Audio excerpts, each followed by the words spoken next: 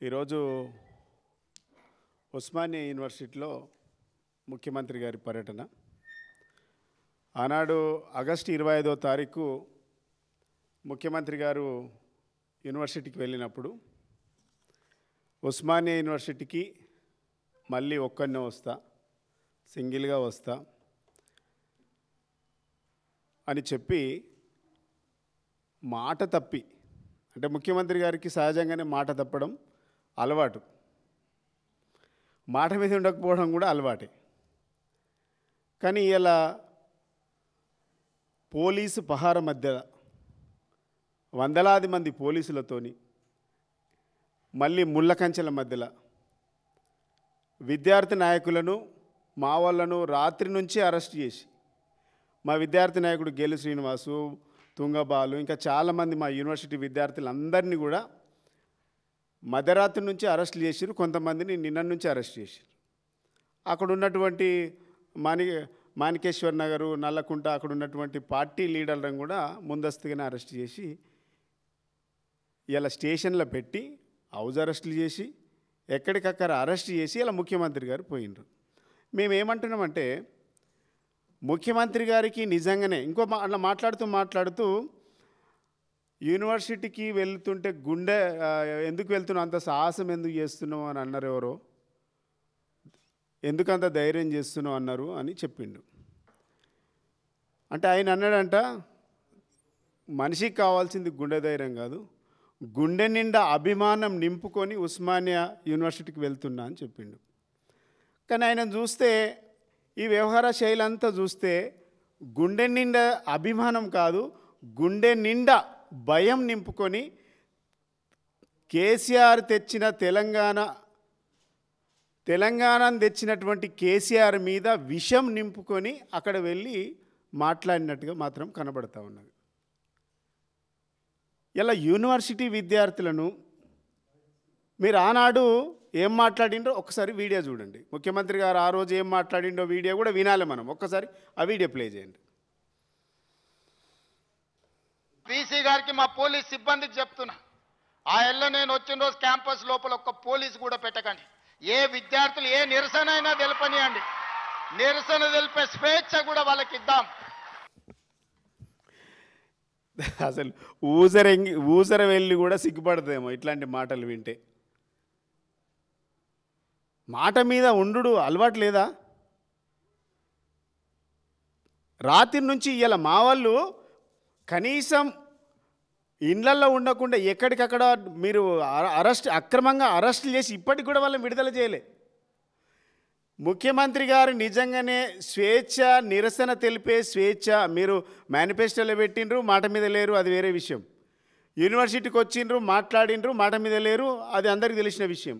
కానీ మీరు యూనివర్సిటీ విద్యార్థులను వాళ్ళు ఒకవేళ నేను వస్తే నిరసన తెలిపే హక్కును కూడా ఇద్దాం, స్వేచ్ఛను కూడా ఇద్దామన్నారు కదా.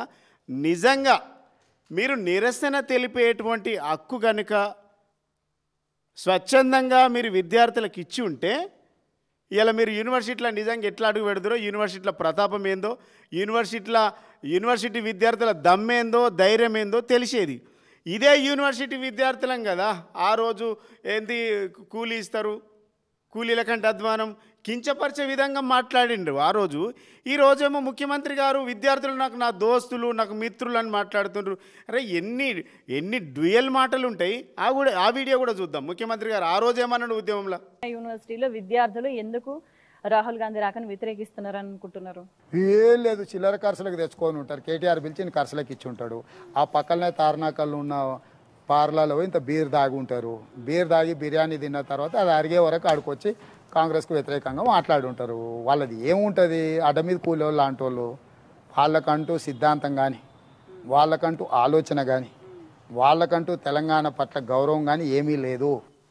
అంటే విద్యార్థుల పట్ల మీకున్నటువంటి ఆలోచన విధానం గది, వాళ్ళతో ఉన్నటువంటి కన్సెంట్ అది, వాళ్ళ మీద ఉన్నటువంటి కన్సర్న్ అది మీకు. ఇలా మీరు ఆడికి వెళ్ళి మా విద్యార్థి నాయకులను అందరినీ అరెస్ట్ చేసి, బీఆర్ఎస్వి పార్టీ నాయకులను అందరినీ అరెస్ట్ చేసి మీరు పోలీస్ పహారం మధ్యలో వేలాది మంది పోలీసులను పెట్టుకొని ఇలా మీరు యూనివర్సిటీకి వెళ్ళిండ్రు. మీకు ఏ స్వేచ్ఛ ఇచ్చిండ్రు విద్యార్థులకు? అరెస్ట్ చేసినటువంటి విద్యార్థులకు బేషరతుగా యూనివర్సిటీ విద్యార్థులకు, ఉస్మానియా యూనివర్సిటీ విద్యార్థులకు బేషరతుగా క్షమాపణ చెప్పాలి ఇట్లాంటి మాటలకు. అదేవిధంగా అరెస్ట్ చేసినటువంటి విద్యార్థుల స్వేచ్ఛను భంగం కల్పిస్తూ అరెస్ట్ చేసినటువంటి విద్యార్థులను వెంటనే విడుదల చేయాలని డిమాండ్ చేస్తూ ఉన్నాం. ఇక ఇలా యూనివర్సిటీలో ఇలా సీఎం గారి మీటింగ్ విన్న తర్వాత ఒకటి ఏమర్థమైందంటే స్వడబ్బా, పరాడబ్బా, పరస్పర డబ్బా. ఎట్లుందంటే ఆయనే వాళ్ళకు కొడుతుండు డబ్బా, మళ్ళీ ఈయన వాళ్ళకు కొడుతుండు. అసలు ఈ గమ్మత్ ఏంటంటే ఒకప్పుడు ఈ సోకాల్డ్ మేధావులు కూడా గమ్మత్ అయిపోయినారు. ఇలా సోకాల్డ్ మేధావులు కూడా భజన బృందంగా మారిండ్రు. వాళ్ళు ఏం మాట్లాడుతుండ్రో వాళ్ళకి తెలుస్తలేదు. ఇక ఒకప్పుడు కోదండరామే అనుకున్నాం భజన బృందం, ఇట్లా చాలామంది తయారైండ్రు. ఇలా యూనివర్సిటీ యొక్క చరిత్రని కించపరిచే విధంగా, చదువుల తల్లిని కించపరిచే విధంగా మాట్లాడడం నిజంగా చాలా బాధాకరం, చాలా సిగ్గుచేటు కూడా. ఇలా వేదిక ఎక్కి ముఖ్యమంత్రి గారు తన డబ్బా ఆయన్నే కొట్టుకున్నాడు తప్ప ఏం చేస్తామో 1000 కోట్లు తీసుకొని వచ్చిందని చెప్పిండు. 1000 కోట్లు దేనికి చేస్తామనంటే మీరే ఆలోచించుకొని చెప్పమని అంటుండు. గ్లోబల్ సమ్మిట్ అని పెట్టిండు. గ్లోబల్ సమ్మిట్లో ఎన్ని పెట్టుబడులు వచ్చినాయంటే వాళ్ళు ఉల్టా మాకే సవాల్ విసురుతుండ్రు. మీ ఆయంలో ఎన్ని పెట్టుబడులు వచ్చినాయో చెప్పమంటుండ్రు. ఎవడన్నా అధికారంలో ఉన్నోడు ఏం చేసినామని చెప్పాలి, ఎట్లా చేస్తామని చెప్పాలి. అరే గింత వచ్చింది, గింత పోయింది అని చెప్పాలి. కానీ మీరు ఏం చేస్తుండ్రు? గ్లోబల్ సమ్మిట్లో ఎన్ని కంపెనీల పెట్టుబడులు వచ్చినాయి అనేసి హరీష్ రావు గారు అడిగితే మీ హాయంలో ఎన్ని వచ్చినాయో చెప్పుండ్రని ఇలా వాళ్ళు మంత్రులతో తిట్టిస్తుండ్రు. ఆడ చెప్పే ముఖం లేదు. ఇలా 1000 కోట్లు ఇచ్చిండ్రు. మీరు 1000 కోట్లతో ఏం చేస్తారో చెప్పుండ్రు, ఏం చేయాలనో చెప్పుండ్రు అంటే మీరే డిసైడ్ చేసుకొని చెప్పుండ్రు. అంటే ముఖ్యమంత్రి గారికి, ఈ క్యాబినెట్కు, ఈ ప్రభుత్వానికి ఒక ఏమంటారంటే ఒక వీటిని ఎట్లా నిర్వహించాలన్నటువంటి విధి విధానాలు అనేటివి లేవనేది చాలా క్లారిటీగా అర్థమవుతూ ఉన్నది. ప్రభుత్వాన్ని ఎట్లా నిర్వర్తించాలి, ఎట్లా నడపాలి, అసలు వీళ్ళకు భవిష్యత్తు ప్రణాళిక ఏంది, అసలు వాటి మీద అవగాహన లేకుండా 1000 కోట్లు ఇస్తున్న పండగ చేసుకుపోయి ఏం పండగ చేసుకోవాలి? పేద విద్యార్థులు అంటే నాకు కన్సెంట్ ఉంది. ఏం కన్సెంట్ ఉంది ముఖ్యమంత్రి గారు? కరెక్ట్గా 15 రోజుల కింద యూనివర్సిటీలో నల్లాలల్లో నీళ్ళు వస్తలేవని పురుగులన్నం పెడుతురని ధర్నాలు చేసిండ్రు. మీకేం కన్సెంట్ ఉంది? ఆ విద్యార్థులతో మాట్లాడి ఉస్మానియా యూనివర్సిటీ అంతర్జాతీయ ప్రమాణాల గురించి మాట్లాడుతున్నారు కదా, అంతర్జాతీయ ప్రమాణాల గురించి మాట్లాడే ముందు యూనివర్సిటీలో నాణ్యమైనటువంటి భోజనం, గురుకులాలలో social welfare, BC welfare, minority వెల్ఫేర్లలో మీరు అన్నం పెడతారు, అది వేరే విషయం.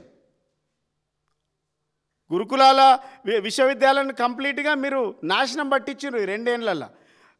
202 గురుకులాల నుంచి 1022 గురుకులాలకు పెంచినటువంటి ఘనత కేసీఆర్ గారిది. అంతర్జాతీయ ప్రమాణాలు పెంచినటువంటి కేసీఆర్ గారిది. అయితే ఈ 2 సంవత్సరాలలో గురుకులాలలో విద్యా వ్యవస్థను పూర్తిగా బస్టు పట్టించిండ్రు. అక్కడ భోజనం పెడతలేరు, 3 పూటలు అన్నం పెడతలేరు. మీరు పురుగుల అన్నం పెడుతుండ్రు, మెరిగెలన్నం పెడుతుండ్రు, రాళ్లతో అన్నం పెడుతుండ్రు, ఉడకనన్నం పెడుతుండ్రు, నీళ్ళ చారు పెడుతుండ్రు. ఇలా ఇప్పుడు ఇలా యూనివర్సిటీలో చదివేటువంటి విద్యార్థులు అందరూ రీసెర్చ్ స్కాలర్సు, వాళ్ళు కూడా ఏం ధర్నాలు చేస్తుండ్రు? మాకు నాణ్యమైన భోజనం పెట్టండి, పురుగుల అన్నం పెట్టకండి అని ధర్నాలు చేస్తుండ్రు. మీ కన్సెంట్ ఉంటే ఏడుండాలి? పేద విద్యార్థులు యూనివర్సిటీలలో ఎస్సీ, ఎస్టీ, బీసీ, మైనార్టీ విద్యార్థులు చదువుతున్నారు కదా, ఆ విద్యార్థుల పట్ల మీకు కన్సర్న్ ఉంటే అరే ఎందుకు ఆ విద్యార్థులు భోజనం లేకుండా పురుగులన్నం కోసం ధర్నాలు చేస్తున్నాను ఒకరోజు రివ్యూ చేసిండా ముఖ్యమంత్రి గారు? పోనీ యూనివర్సిటీకి వెళ్తుండ్రు, యూనివర్సిటీకి వెళ్ళే ముందైనా కనీసం అక్కడ ఉన్నటువంటి పరిస్థితులు ఏంటి, అక్కడ ఉన్నటువంటి స్థితిగతులు ఏంటి, వాటి మీద మీరు రివ్యూ చేసుకోకుండా మీరు ఏదో మాట ఇచ్చినాం కాబట్టి 1000 కోట్లు ఇచ్చినాం పండగ చేసుకో, ఏదో సినిమా డైలాగ్ లెక్క ఏం పండగ చేసుకుంటూ చేసుకోండి. ఈ 1000 కోట్లల్లా నిజంగా వచ్చేదంతా పోయేదంతా ఇట్లా ఎంతమందిని మోసం చేస్తారు? మీరు దావూద్ పోయినరు, 1000 కోట్ల పెట్టుబడులు అన్నారు, ఇప్పటి వరకు రాలేదు. స్విట్జర్లాండ్ పోయినరు, 1000 కోట్ల పెట్టుబడులు వచ్చినాయి అన్నారు, ఇప్పటి వరకు ఎంతనో వైట్ పేపర్ రిలీజ్ చేయలే. దక్షిణ కొరియా పోయినరు, 1000 కోట్ల పెట్టుబడులు అన్నారు, ఇప్పటి వరకు ఎంత వచ్చిందో చెప్పలే, ఏం చేసిండో చెప్పలే. మేము గురుకుల పాఠశాలలు పెడితే కేసీఆర్ గారు మీరు ఇంటిగ్రేటెడ్ స్కూల్ కడతామని చెప్పిండ్రు. పేదల పట్ల కన్సెంట్ అంటే 2000 స్కూళ్లకు తాళం పడింది. ముఖ్యమంత్రి గారు 2000 స్కూళ్లకు, ప్రభుత్వ బడులకు తాళం పడింది. ఎందుకు పడింది? ఒక్కరోజన్నా ఎడ్యుకేషన్ శాఖ మంత్రిగా రివ్యూ చేసిండ్రా? ఎందుకు మూతపడ్డాయో మీకు కనీసం అవగాహన ఉందా? 25,000 పోస్టులు నింపుతా అని చెప్పిండ్రు, 10,000తో నింపిండ్రు. మిగిలిన 15,000 పోస్టులు ఖాళీగా ఉన్నాయి. వాటిని నింపాలన్నటువంటి అవగాహన మీకు ఉన్నదా? మేనిఫెస్టోలో పెట్టిండ్రు కదా. పేదల పట్ల నాకు మనసున్నది, ఇంగ్లీషు రాదు కాదు, పేదవాడి మనసును దోసుకోవడం కావాలంటుండు. మరి ఇలా పేదవాడు 2000 స్కూళ్ళు మూతపడ్డాయి, 1000 పోస్టులు ఖాళీగా ఉన్నాయి, టీచర్ పోస్టులు. ఇలా వాలంటీర్లు పెట్టి నడుపుతూ ఉన్నారు. వాటిని ఎందుకు ఫిలప్ చేయట్లేదు? అక్కడ ఉన్నటోళ్ళంతా పేదోళ్ళే కదా. ఫీజు రియంబర్స్ బకాయి కోసం ప్రతిరోజు చర్చ నడుస్తూనే ఉంది గత ఏడాది నుంచి. కేసీఆర్ హయాంలో 20,000 కోట్ల ఫీజు రియంబర్స్మెంట్ ఇచ్చినాం. లాస్ట్కి ఏడు దాకా వచ్చిండ్రు వాళ్ళు. మేము కాలేజీలే నడపం, మూసేస్తాం, మొత్తం రాష్ట్ర వ్యాప్తంగా ధర్నా చేస్తాం, బంద్ పెడతామని చెప్పిండ్రు. వాటిని కూడా ఎగబెడుతున్నారు కదా. మీరు పేదవారి పట్ల కన్సెంట్ ఉందనేటువంటి మాట అసలు ఊసర వెల్లులు కూడా సిగ్గుపడేటువంటి మాటలు ఇవి. ఎక్కడున్నది మీరు పేదవారి పట్ల కన్సెంట్? మీకు 3 పూటల సోషల్ వెల్ఫేర్లో గురుకులాల్లో చదివేటువంటి విద్యార్థులకు 3 పూటల భోజనం బెటరైనటువంటి మీరు 200 కోట్లతోని ప్రతి నియోజకవర్గంలో ఇంటిగ్రేటెడ్ రెసిడెన్షియల్ స్కూల్ కడతామని చెప్తా ఉన్నారు. ఇది ఎట్లుందంటే, ఇప్పుడు ఉన్న వాటికేమో అద్దెలు చెల్లిస్తలేరు, ఇప్పుడు ఉన్నటువంటి విద్యార్థులకేమో కడుపు నిండా భోజనం పెడతలేదు. ఇప్పటికీ ఇంటర్మీడియట్ స్కూళ్ళల్లో ఈ రోజుకు ఇయర్ ఎండింగ్ కావస్తూ ఉంది. వచ్చే 2 నెలల ఎగ్జామ్స్ ఉన్నాయి. ఇప్పటి వరకు వాళ్ళకు పుస్తకాలు ఇవ్వలే ప్రభుత్వం.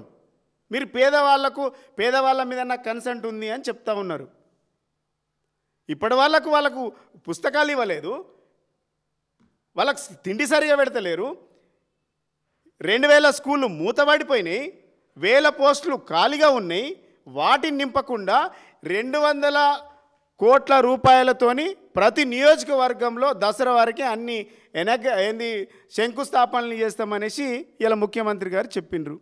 ఎట్లుందంటే, కన్న తల్లికి అన్నం పెట్టినోడు పిన్న తల్లికి బంగారు గాజులు చేపిస్తానన్నట్టు సామెత.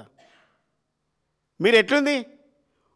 ఉన్నటువంటి విద్యార్థులకు కేసీఆర్ గారి హయాంలో అంతర్జాతీయ ప్రమాణాలు పొందిండ్రు, విదేశాలకు వెళ్ళి విద్యార్థులు చదువుకున్నారు, నీట్ సంపాదించిండ్రు, ఎంబీబీఎస్ సీటు కొట్టిండ్రు, ఐఐటి సీట్లు కొట్టిండ్రు, ప్రపంచవ్యాప్తంగా విద్యార్థులకు సీట్లు వచ్చినాయి. ఇలా నీటిలో సీటు రానటువంటి దుస్థితి కనబడుతూ ఉన్నది. అసలు విద్యార్థులకు ఎంబీబీఎస్ సీట్ వస్తుందా రాదా ఆగమ్య గోచరంగా ఉన్నది. ఇలా మీరేం మాట్లాడుతూ ఉన్నారు? మా హయాంలో గురుకుల సీట్లలో విద్యార్థుల తల్లిదండ్రులు మాకు సీట్ వస్తే చాలు అని విఐపీల లెటర్ల కోసము చాలా పైరవీలు చేసేది. ఆ పైరవే లేదు ఇవాళ. అయ్యా, గురుకులాల చదువుతాం, మా విద్యార్థులు చదువు రాకపోయినా పర్వాలేదు, కానీ మా విద్యార్థులు గురుకులాలకు పోతే బతికే పరిస్థితి లేదు, అక్కడ పోతే విద్యార్థులంతా చనిపోతురు అన్నటువంటి భావన విద్యార్థుల తల్లిదండ్రులకు వచ్చింది. ఇలా 200 కోట్లతోని మేము ఇంటిగ్రేటెడ్ స్కూల్స్ కడతాం. ఎవరికి చెప్తున్నారు ఈ మాటలన్నీ? ఈ 2 సంవత్సరాలలో 116 మంది విద్యార్థులు చనిపోయినారు. పేద విద్యార్థులే కదా వాళ్ళు. 116 మంది విద్యార్థులు చచ్చిపోతే యాజ్ ఏ ఎడ్యుకేషన్ మంత్రిగా, విద్యాశాఖ మంత్రి అయితే నీ దగ్గరనే ఉంది, ఎన్నిసార్లు రివ్యూ చేసిండ్రు విద్యార్థుల చావుల గురించి? 1000కి పైగా విద్యార్థులు అస్వస్థకు గురైనరని మేము అనేక సార్లు ప్రెస్ మీట్లు పెట్టినాం ఇదే వేదికగా. ఒక్కరోజైనా స్పందించిండ్రా?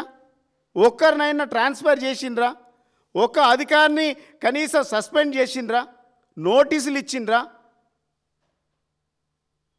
వాటిని చేయకుండా ఇలా విద్యార్థుల పట్ల మాకు కన్సెంట్ ఉంది, ఏం కన్సెంట్ కనబడతలేదా? ఫీజు రీఎంబర్స్మెంట్ ఎగబెట్టిండ్రు, 2000 స్కూళ్ళు మూసివేసిండ్రు, డిఎస్సి పోస్టులు టీచర్ పోస్టులు నింపలేదు. ఇవన్నీ మాట్లాడుకుంటూ పోతే చాలా ఉన్నాయి కదా. వీటిని పక్కన పెట్టి ఇలా 1000 కోట్లు ఇస్తున్న మీరు పండగ చేసుకుంటే ఇదంతా కూడా పెద్ద మోసం. ఇది గ్లోబల్ ప్రచారం, గోబెల్స్ ప్రచారం. ఇది కేవలం ముఖ్యమంత్రి గారు పబ్బం గడుపుకోవడానికి మాట్లాడుతున్నటువంటి మాటలే. ఇంకోటి ఏంటంటే, గమ్మత్ ఏంటంటే, ముఖ్యమంత్రి గారు ఈ రాష్ట్రాన్ని ముఖ్యమంత్రి ఒక మీటింగ్కి వెళ్ళేటప్పుడు, ఒక సభకి వెళ్ళేటప్పుడు, ఒక ప్రసంగం చేసేటప్పుడు కనీసం మినిమం అవగాహనతోని, మినిమం సబ్జెక్టుతోని ఇన్ఫర్మేటివ్గా మాట్లాడితే చాలా బాగుంటుంది. ఈ రాష్ట్రంలో ఉన్నాయే మొత్తం 27,000 స్కూళ్ళు, దాంట్లో 24,000 మంది విద్యార్థులు చదువుకుంటారు. ముఖ్యమంత్రి గారు మాట్లాడుతూ ఉస్మానియా వేదికగా ఏం మాట్లాడుతుండు? 25 లక్షల మంది విద్యార్థులు ఉన్నారు, 18,000 మంది, 18 లక్షల 27 లక్షల స్కూల్స్ ఉన్నాయి, 18 లక్షల విద్యార్థులు ఉన్నాయంటే ఇది సావల్లా బతకల్లా ఏంది ఇది అసలు? ఒక ముఖ్యమంత్రి మాట్లాడే మాటలేనా ఇవి? 24 లక్షల స్కూల్స్ ఉన్నాయి అయిడా, 18 లక్షల ప్రభుత్వ పాఠశాలలో చదువుకున్నటువంటి విద్యార్థులు ఉన్నారా? అసలు ఏంది ఇది? అసలు ఎంత గమ్మత్ అంటే ముఖ్యమంత్రి గారు అసలు ఏం మాట్లాడుతుండ్రో అర్థం కానటువంటి పరిస్థితి. ఇలా ముఖ్యమంత్రి గారి మాటలు చూస్తే మనకు అర్థమైంది. అంటే నేను ఏమంటున్నంటే, ఎవరో రాసిచ్చింది కాదు ఆయన. ఇంకోటి ఏమంటే, నేను ఎవరిది రాసిచ్చింది చదవా ఆనాడు ఆగమాగం అవుతుంది. నా 56 సంవత్సరాల అనుభవాన్ని అనుభవం మాట్లాడితే గిట్లా ఉంటుంది. అంటే 56 సంవత్సరాలు అంటే ఆయన ఏజే 56 ఏళ్ళు, అంటే పుట్టుకతోనే మరి అనుభవం వచ్చిందా నాకైతే అర్థం కాలే. అంటే ఒక చెప్పడానికి వినే వాళ్ళకు, చెప్పేవాడికి విజ్ఞత లేకుండా వినడానికి ఉంటుంది కదా. ఇలా ఇంకెంతమందిని మోసం చేస్తారు మీరు? నిజంగా ఉస్మానియా యూనివర్సిటీకి విద్యార్థుల మీద మాట్లాడుతున్నారు కదా. మీ ఎన్నికల మేనిఫెస్టోలో ఏడాదిలో 2 లక్షల ఉద్యోగాలు ఇస్తామని చెప్పిండ్రు, ఇచ్చిండ్రా? 5,000 6,000 ఉద్యోగాలు ఇచ్చి కేసీఆర్ ఇచ్చినటువంటి నోటిఫికేషన్లకే మీరు ఆర్డర్ కాపీలు ఇచ్చి ఇవి మేమే ఇచ్చినామని డబ్బా కొట్టుకుంటుండ్రు. ఈ ప్రభుత్వానికి సిగ్గు లేకుండా 62,000 ఉద్యోగాలకు మేమే నోటిఫికేషన్లు ఇచ్చి, మేమే ఎగ్జామ్ పెట్టి, మేమే ఇంటర్వ్యూలు పెట్టినామని ఒక శ్వేతపత్రం విడుదల చేయండి మీకు దమ్ముంటే. 2,62,000 ఉద్యోగాలకు మేమే నోటిఫికేషన్లు ఇచ్చినామని మీ గవర్నమెంట్కు, మీ ప్రభుత్వానికి, మీ క్యాబినెట్కు చిత్తశుద్ధి ఉంటే, దమ్ముంటే ఒక వైట్ పేపర్ రిలీజ్ చేయండి. ఆ దమ్ముందా మీకు? మేమిచ్చినటువంటి ఉద్యోగాలకు ఆర్డర్ కాపీలు ఇచ్చి 62,000 ఉద్యోగాలు మేమే ఇచ్చినామని చెప్పుకోడు చాలా అత్యంత దారుణం, చాలా సిగ్గుచేటు. ఇవన్నీ అబద్ధాలే. ఇవన్నీ ఎట్లుందంటే, బీసీలకు 42% రిజర్వేషన్ హామీ ఎట్లాంటిదో యూనివర్సిటీల విద్యార్థులకు ఇచ్చేటువంటి ఇవాళ ఇచ్చిన 1000 కోట్ల హామీ కూడా అలాంటిదే. ఇది బోగస్. విద్యార్థులు మేల్కోనాలి. మీరు ఎన్నిసార్లు యూనివర్సిటీకి పోయినా, ఆనాడు ఉస్మానియా యూనివర్సిటీ విద్యార్థులు తెలంగాణ కోసం రాజీనామా చేయమని విద్యార్థులు ప్రాధేయపడితే గన్ను పెట్టి విద్యార్థులను కాల్చడానికి మీరు రైఫిల్ పెట్టుకొని విద్యార్థులను బెదిరించిండ్రు. మీరు ఎన్నిసార్లు ఉస్మానియా యూనివర్సిటీకి పోయినా మీరు తెలంగాణకు శత్రువులే అవుతారు తప్ప మిత్రులు ఏనాటికి గారన్న సంగతి గుర్తుపెట్టుకోవాలి ముఖ్యమంత్రి గారు. ఇలా ముఖ్యమంత్రి గారు ఎన్ని అబద్ధాలు ఆడతాడు ఇంకా. ఇలా అశోక్ నగర్లో మీరు నిజంగానే స్వేచ్ఛ ఇచ్చుంటే, అశోక్ నగర్లో నిరుద్యోగులంతా ఉద్యోగాల నోటిఫికేషన్ ఎప్పుడు వస్తుందో అని ఎదురు చూస్తూ ఉన్నారు. ఆనాడు మీరు ఏమన్నారు? నోటిఫికేషన్ల కోసం ఎదురు చూడాల్సినటువంటి అవసరం లేదు, మీరు చదువుకోవడమే మీ వంతు, మీరు ఎన్ని ఉద్యోగాలంటే అన్ని ఇస్తాం. ఒక ముచ్చట కాదు, చెప్పిందే చెప్పిండ్రు. ఇంకా ఇలా ఏడాది నుంచి అడుగుతుండ్రు జాబ్ క్యాలెండర్ అన్నారు. జాబ్లెస్ క్యాలెండర్ అయిందడ. ఇప్పటి వరకు ఒక ఉద్యోగం రాలేదు. ఉద్యోగం రాలేదనేసి ఇప్పటికీ దాదాపుగా 27 మంది నిరుద్యోగులు ఇప్పటి వరకు చాలామంది నిరుద్యోగులు చనిపోయినరు. ఇవన్నీ మీకు పట్టట్లేదా? ఇప్పుడు నిరుద్యోగులందరూ కూడా అశోక్ నగర్లో చిక్కడపల్లి లైబ్రరీలో మా ఉద్యోగాలు మాకు కావాలి మేనిఫెస్టోలో పెట్టినవు ఏమైందని అడిగినందుకు వాళ్ళ వీపులు వాయగొట్టిండ్రు కదా మీరు. ఇలా విద్యార్థుల గురించి మాట్లాడుతుండ్రు, నిరుద్యోగుల గురించి మాట్లాడుతుండ్రు. వీపులు వాయగొట్టి మహిళలను కూడా చూడకుండా అమ్మాయిలను కూడా చూడకుండా రూమ్లకి వెళ్ళి గుంజుకొచ్చి కర్కశంగా ఆనాడు సమైక్య ఉద్యమంలో కూడా ఇంత కర్కశంగా వ్యవహరించలేదు. కర్కశంగా విద్యార్థులను గుంజుకొచ్చి లాఠీలు కొట్టినటువంటి ప్రభుత్వం కదా ఇది. నిరంకుశత్వ ప్రభుత్వం కదా. ఇవన్నీ మర్చిపోతామా? అక్కడ ఉన్నటువంటి అధ్యాపకులకు నిజంగా ఈ భజన బంద్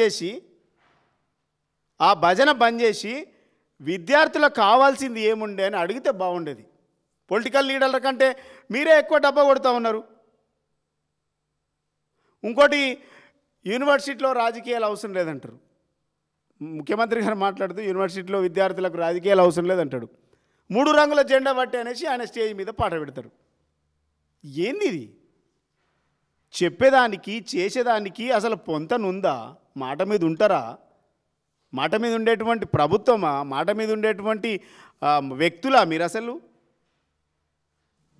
ఆనాడు యూనివర్సిటీలో అశోక్ నగర్లో నిరుద్యోగులు విద్యార్థులు చదువుకున్నటువంటి విద్యార్థులంతా కూడా మా ఉద్యోగాలు కావాలంటే లాఠీ చార్జీలు చేసిండ్రు, వీపులు వాయగొట్టిండ్రు.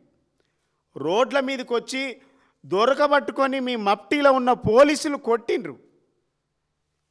ఆ విద్యార్థులు ఇలా మీకు కనబడట్లేదా?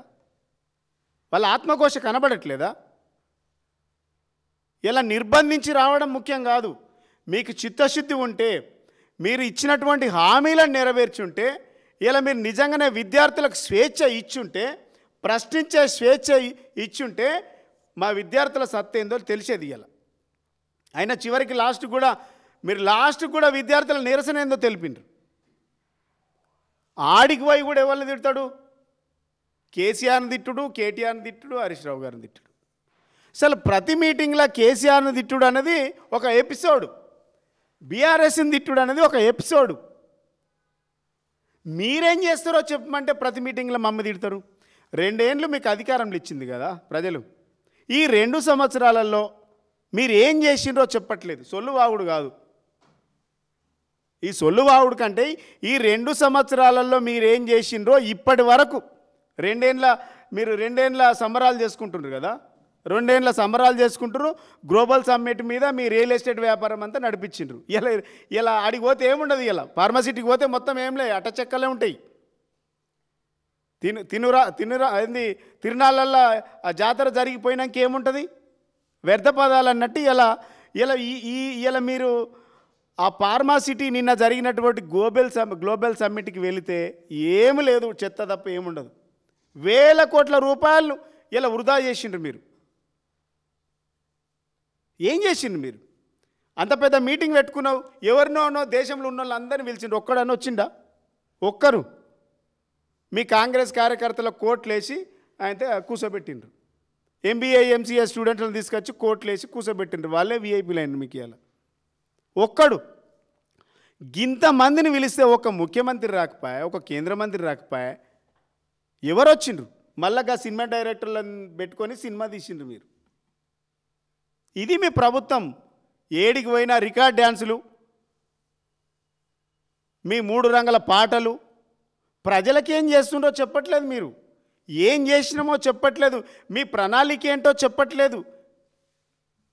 మీ 2 సంవత్సరాల ప్రోగ్రెస్ రిపోర్ట్ ఏందో చెప్పట్లేదు. మేము ఏం చేస్తామో చెప్పట్లేదు. రికార్డ్ డ్యాన్సులు వేస్తుండ్రు, 3 రంగుల పాట పెడుతుండ్రు.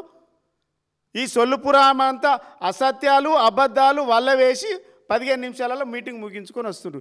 ప్రజలు కోరుకుంటున్నది ఇది కాదు అని అడుగుతా ఉన్నాం మేము ముఖ్యమంత్రికి. ముఖ్యమంత్రి గారికి ప్రజలు కోరుకుంటుంది ఇది కాదు.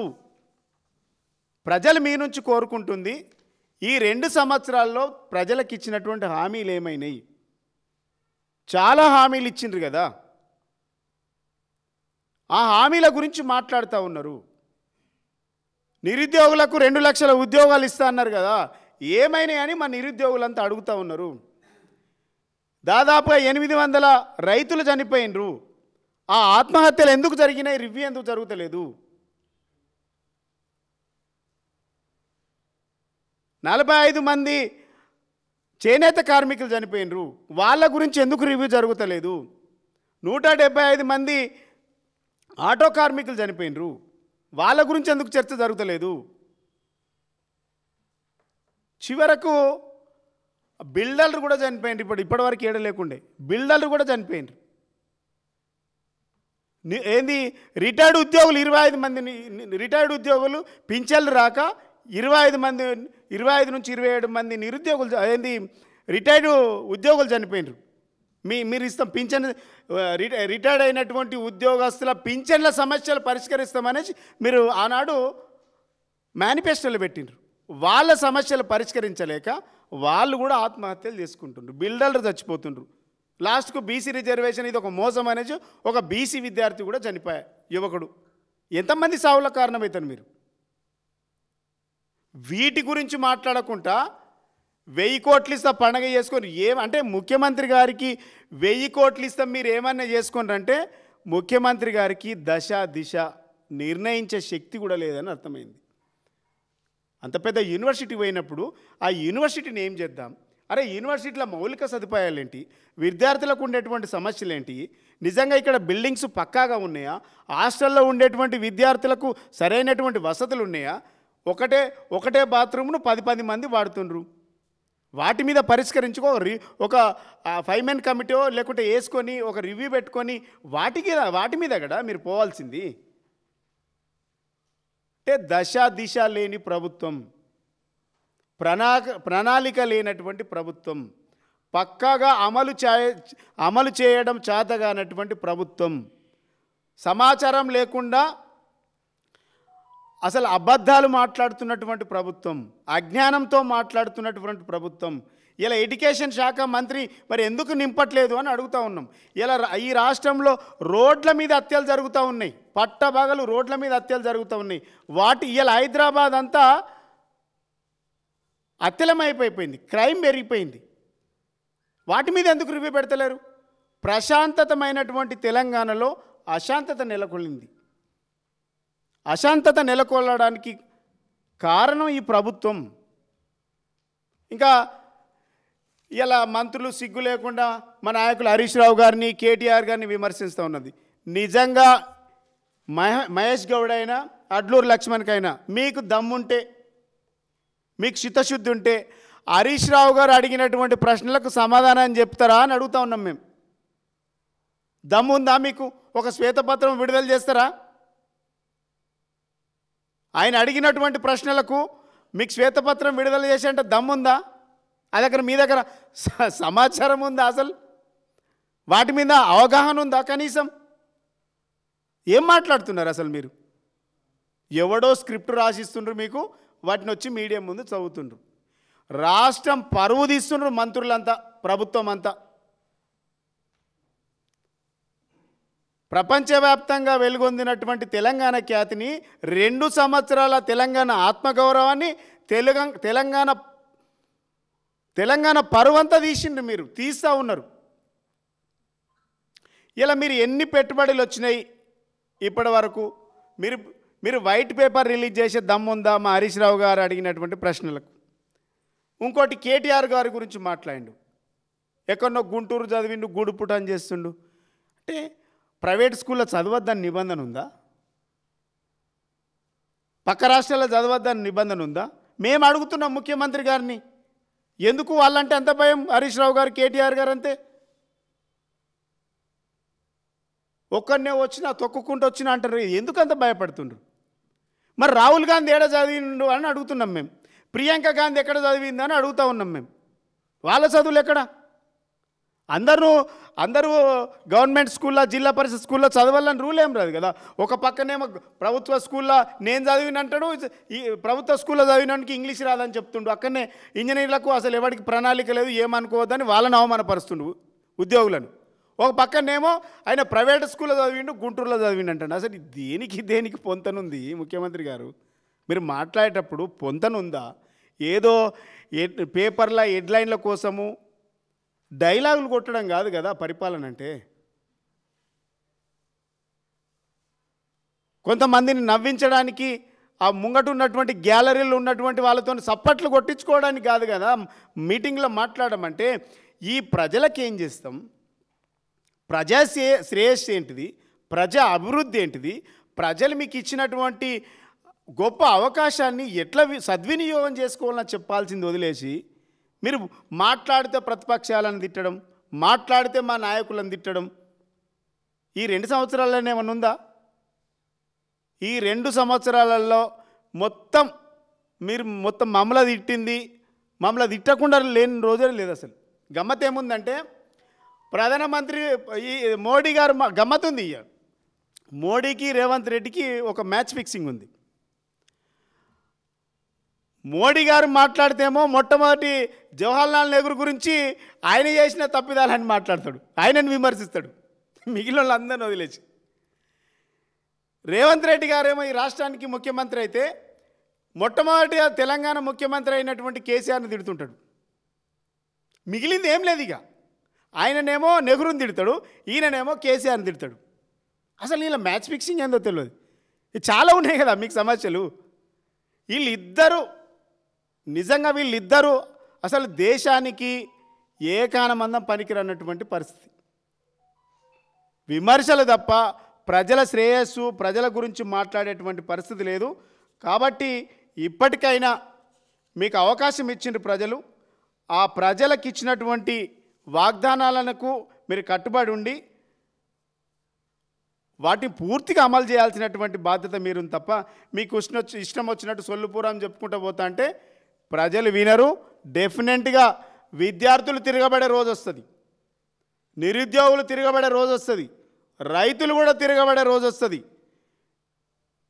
ఇలా అన్నీ ఉత్తే ఏంది మన మాట్లాడితే యంగ్ ఇండియా స్పోర్ట్స్ యూనివర్సిటీ అంటాడు. అది ఇప్పుడు అన్ని పేపర్లలో ఇటుక కట్టింది లేదు, మేము ఇందిరమ్మ ఇల్లు ఇచ్చినంటారు.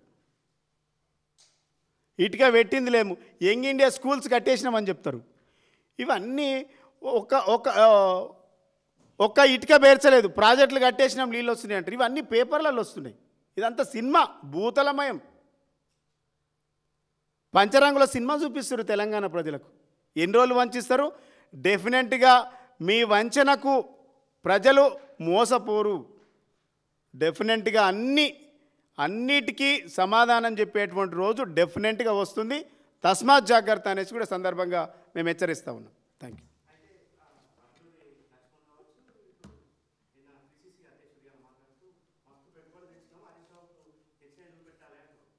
నేను ఇందాక అదే అన్నా, హరీష్ రావు గారు అడిగినటువంటి ప్రశ్నలకు, డిమాండ్స్కి ఈ మంత్రులకు దమ్ముంటే, చిత్తశుద్ధి ఉంటే, మీరు దద్దమ్మలు కాదు అని ప్రూవ్ చేసుకోవాలంటే హరీష్ రావు గారు అడిగినటువంటి ప్రశ్నలకు, బీఆర్ఎస్ పార్టీ అడుగుతున్నటువంటి ప్రశ్నలకు మీరు వైట్ పేపర్ రిలీజ్ చేయండి, ఒక శ్వేతపత్రం విడుదల చేయండి. ఈ 2 సంవత్సరాలలో మేము గింత తెచ్చినాం, గిన్ని పెట్టుబడులు తెచ్చినాం, దావూద్ పోయి గింత తెచ్చినాం, అమెరికా పోయి గింత తెచ్చినాం, దక్షిణ కొరియా పోయి గింత తెచ్చినాం, జపాన్ పోయి గింత తెచ్చినాం, స్విట్జర్లాండ్ పోయి గింత తెచ్చినాం అని పెట్టుబడులు ఎంత వచ్చినాయో చెప్పండి. నిన్న రియల్ ఎస్టేట్ వ్యాపారం ఆఫీస్ పెట్టి మీరు గ్లోబలైజేషన్ పేరు మీద, గ్లోబల్ సమ్మిట్ పేరు మీద హెడ్ ఆఫీస్ పెట్టి ప్లాట్లు అమ్ముకున్నారు. మీరు అంతే. మీ దంద ఏంటంటే రియల్ ఎస్టేట్ వ్యాపారం చేసిండ్రు. చిత్తశుద్ధి ఉంటే నిజంగా మీరు ఎంత పెట్టుబడులు తెచ్చిండ్రో మీరు వైట్ పేపర్ రిలీజ్ చేయండి. ఈ 2 ఏళ్లలో ఏం చేసిండ్రో వైట్ పేపర్ రిలీజ్ చేయమని మంత్రులకు మేము డిమాండ్ చేస్తూ ఉన్నాం. Thank you.